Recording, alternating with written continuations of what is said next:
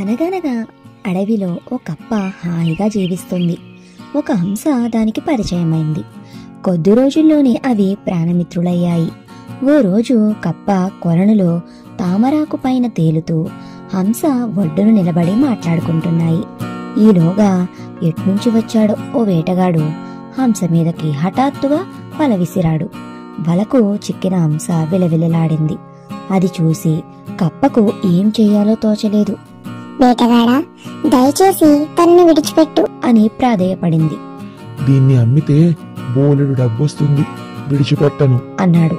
నీకు డబ్బు కావాలి అంతే కదా, ఉండు అని కప్ప వెంటనే నీట మునిగి కొంతసేపాగి ముత్యంతో పైకి వచ్చింది. దీన్ని తీసుకుని నా స్నేహితురాలిని విడిచిపెట్టు అంది. వేటగాడు ముత్యం తీసుకుని హంసను వదిలిపెట్టాడు. ఇంటికి వెళ్ళాక అతను చెప్పినదంతా విన్న భార్య, ఆ కప్ప దగ్గర ఇంకొన్ని ముత్యాలు ఉండి ఉంటాయి, వెళ్ళి అవన్నీ తెచ్చే అని చెప్పింది. దాంతో దురాశ కలిగిన వేటగాడు కప్ప దగ్గరకు వెళ్ళి, మర్యాదగా నీ కొలనులో ఉన్న ముత్యాలన్నీ నాకిచ్చే, లేకపోతే హంసని తీసుకుపోతా అని బెదిరించాడు.